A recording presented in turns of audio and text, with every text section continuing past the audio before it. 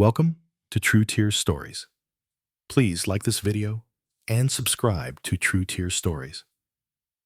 I hope you enjoy the story. Let's begin. Daniel kept his hands folded tightly in his lap, knuckles pale. The courtroom air thick with quiet judgment. The judge's glasses had slid to the tip of her nose, eyes scanning the latest statement from Mallory's lawyer. Opposite him, Mallory sat composed in a navy wrap dress, her lips painted neutral, her expression delicately solemn. Not smug, not aggressive, just concerned, just disappointed. She's not saying Mr. Langston is a bad father, the attorney intoned smoothly, only that he's been inconsistent, absent, that Ava no longer feels secure with him. Daniel didn't look at Mallory. He looked at the corner of the wood grain in front of him, where a small scratch resembled a fishhook. The word absent echoed like a cough he couldn't swallow. It wasn't true, at least not the way they meant it. But what did truth mean in here anyway? Truth was shaped by phrases like, as far as we can tell, and based on current observations. Truth wore a blazer and cost $300 an hour. Daniel glanced to his right, where his lawyer, Mara, was leaning toward him with her notepad, her handwriting spiky and firm. "Don't interrupt. We'll respond next." He nodded faintly. He wouldn't interrupt. He just wanted to ask, did they ask Ava? Did anyone ask Ava? The last visit had been short, just a weekend, tucked between school obligations and Mallory's travel conflicts. Ava was 10 now, just old enough to feel the strain, but too young to name it. She had clung to him that Sunday night, wrapping her arms around his waist longer than usual. "You're still my favorite," she had whispered. He smiled at the memory now, barely. But would the court hear that? Could they even? Later, as he left the courtroom, his lawyer briefed him on timelines and hearings. But the words blurred. Absent? He walked through the parking lot toward his car, cold wind tugging at his jacket. His Honda Civic wasn't flashy. His apartment wasn't big. But his weekends with Ava were full of little rituals, Saturday pancakes, sidewalk chalk, notes in her lunchbox when she forgot something at his place. He wasn't absent. He was trying. Back at his apartment, he stepped inside and immediately noticed it. Ava's little pink backpack still by the couch. She must have forgotten it. He unzipped it to check for homework, thinking maybe Mallory would come by to grab it or send someone. Tucked between a spiral notebook and a half-eaten granola bar was a small lavender journal with glitter edges. Her name on the cover, handwritten in purple marker, "Ava's stuff. Do not read. Seriously?" Daniel hesitated. His fingers curled around the edges of the journal. He didn't open it. Instead, he placed it on the kitchen table and stood back. But it sat there like a ticking clock. He made himself a coffee, turned on the radio, tried to read emails. 10 minutes later, he returned to the journal. He knew it was wrong, but she had left it behind, and somewhere inside, he hoped there might be something, some small thread, to remind him that he wasn't imagining this connection, that it meant something to her. He opened the journal. The first pages were doodles, suns with faces, a cat with a crown. Then a list titled, "Stuff Dad Does That's Funny." He read the first line. "He talks to pancakes like they're alive." Then, "He always sings the wrong lyrics, but acts like he wrote the song." His heart twisted.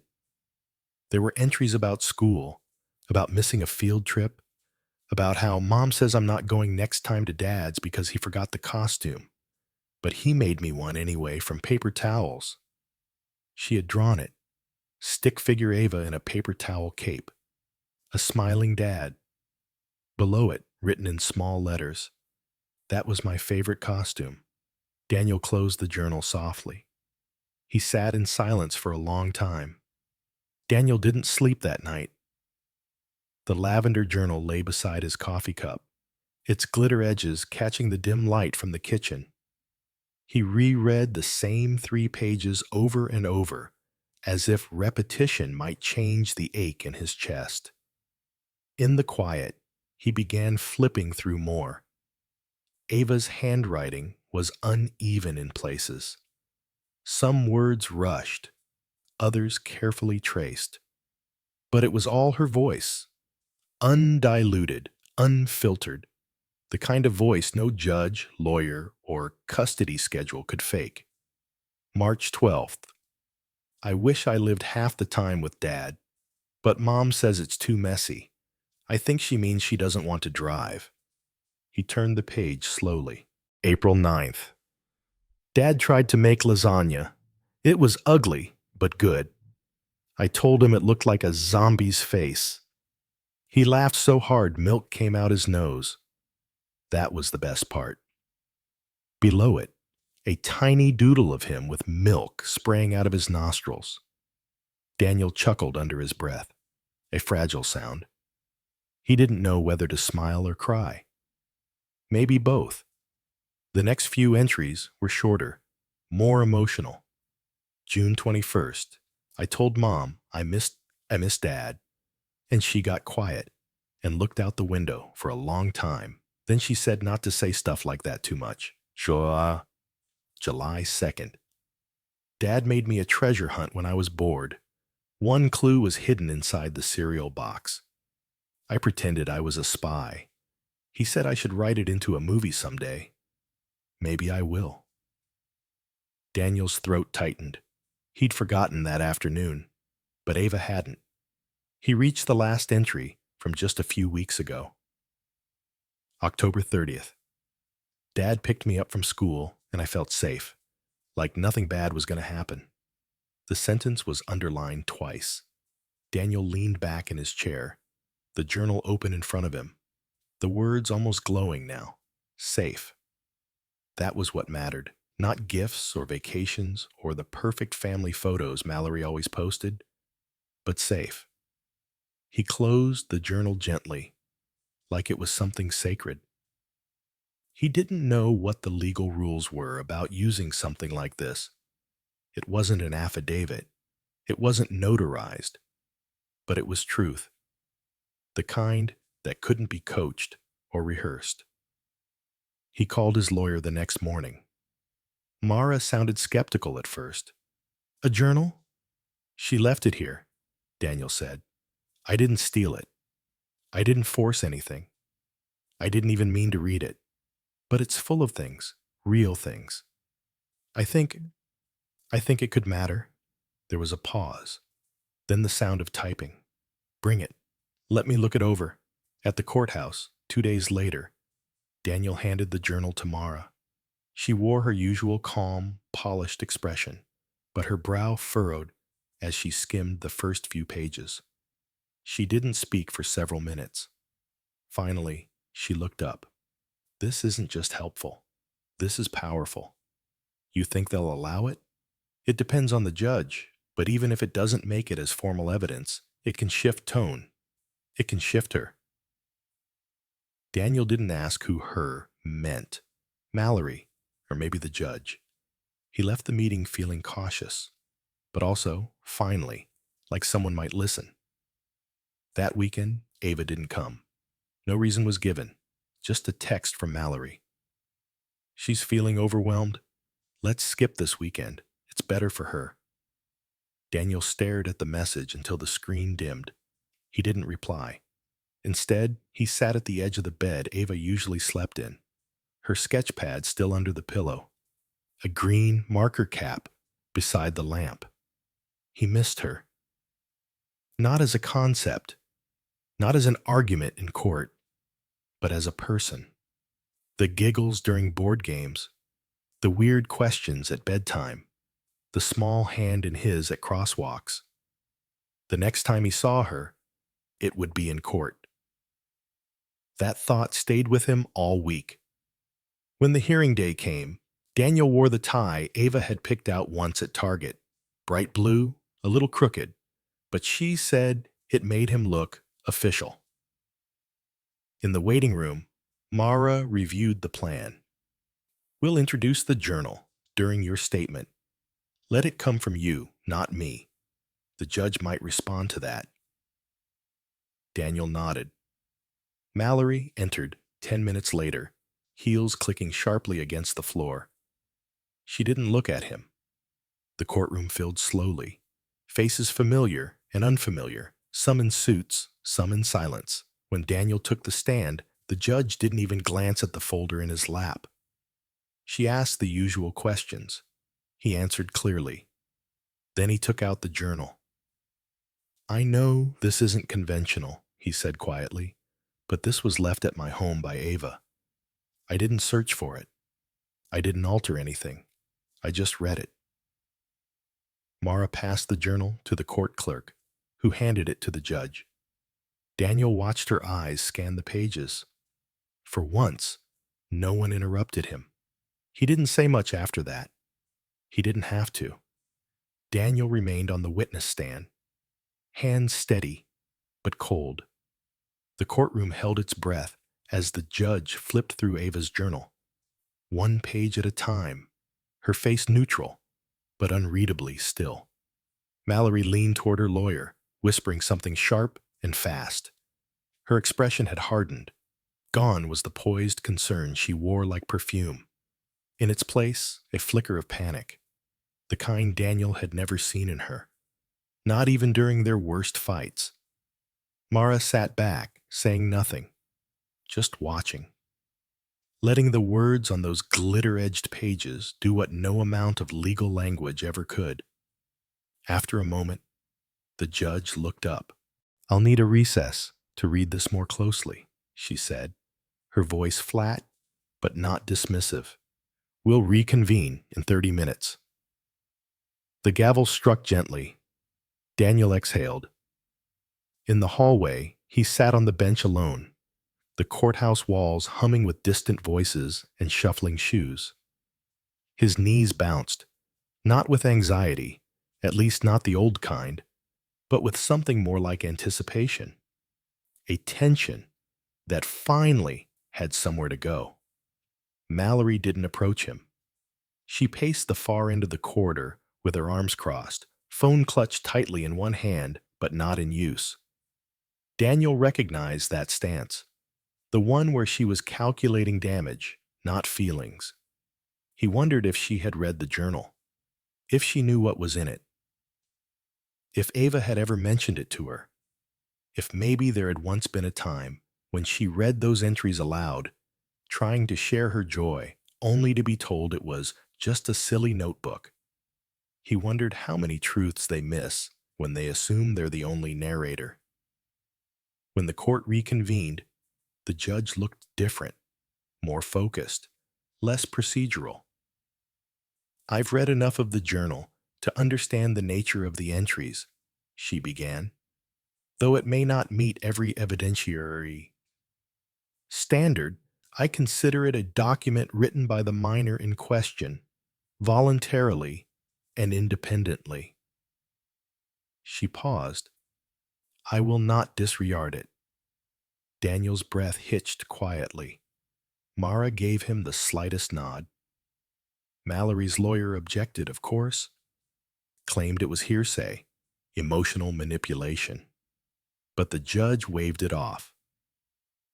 What concerns me, the judge said slowly, is the clear pattern in these entries. A consistent expression of comfort, bonding, and emotional safety with Mr. Langston. This contradicts the portrait of detachment the petitioner has presented. Mallory sat frozen. Daniel didn't look at her. He didn't need to.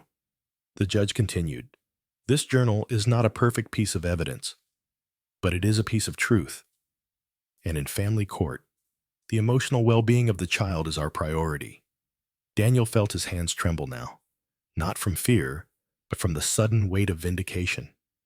I'm ordering a temporary adjustment to the custody schedule, the judge concluded.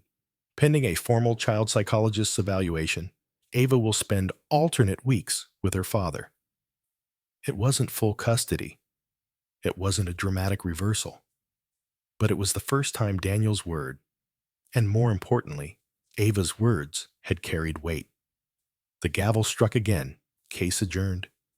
Outside, the cold air rushed against his skin. Daniel stood beneath the courthouse steps and looked at the sky. It was overcast, unremarkable, and yet he felt lighter. Mara exited shortly after, pulling her gloves on. "That journal did more than I expected," she said. Daniel nodded. "Because it was honest."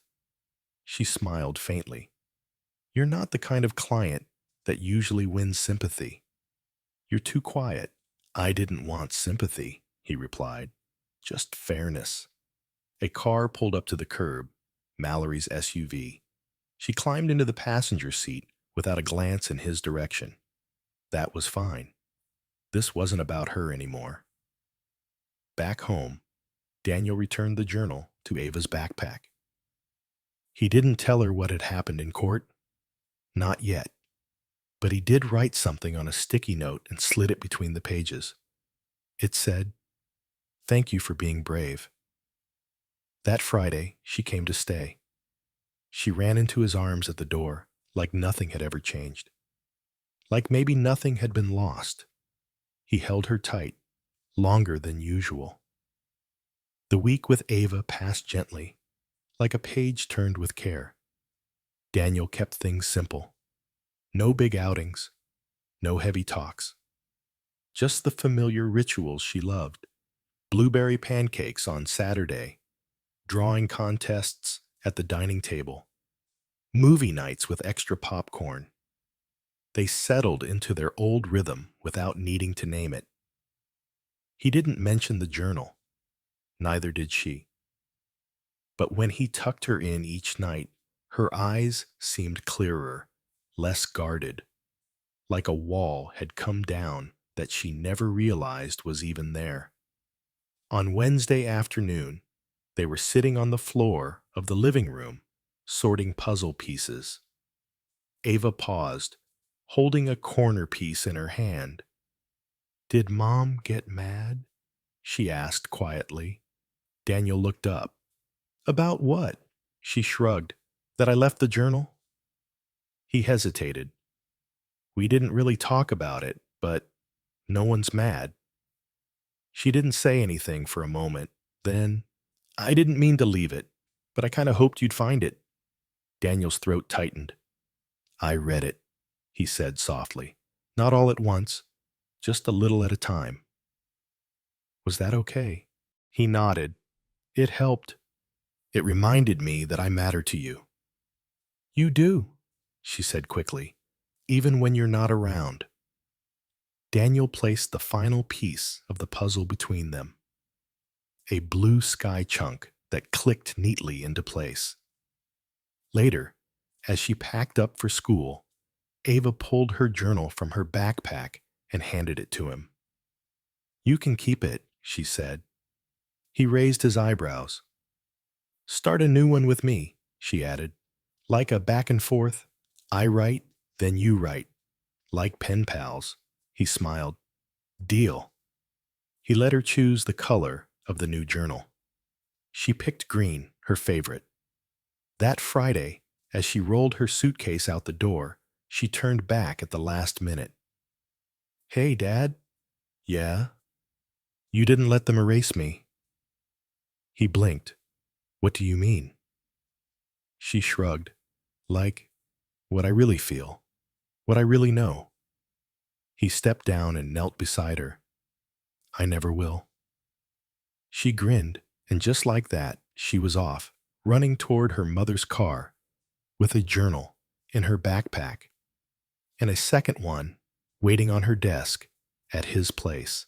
As he closed the door, Daniel didn't feel like he'd won anything. He felt like something had been protected, preserved. A voice that might have been silenced was now louder than ever. Not his, Ava's, and that was all he ever wanted. The apartment felt unusually still after Ava left. Daniel stood for a moment in the doorway, watching the last shimmer of sunlight fade through the blinds, her laughter still echoing faintly in his ears. The quiet didn't feel empty this time. It felt earned. He walked over to the desk and picked up the green journal they just started. Its pages were blank, but its presence was weighty. It meant something was continuing, something rooted in truth, no longer filtered through lawyers, schedules, or assumptions. He sat down and opened it to the first page. He didn't overthink what to write. "Hi, Ava. I miss you already. The puzzle we finished is still on the table, and I think it's missing one piece, but maybe that's okay. Some puzzles are like that. They're still beautiful anyway." He smiled softly and closed the cover. This wasn't a final victory. Custody battles didn't end with a single hearing, and Mallory wouldn't let go of the narrative so easily. But now, he had something more powerful than arguments or accusations. He had Ava's words, her drawings, her voice, and now he had a way to keep it alive. He reached into her backpack and carefully placed her lavender journal into a drawer, somewhere safe. Not as evidence anymore, but as a reminder that sometimes the truest parts of a person live in the spaces adults forget to look. In doodles, in margins, in the pages no one was supposed to read, but sometimes needed to. He exhaled and turned off the light, the apartment dim and calm. A place ready for the next visit, for the next story, and the next chapter.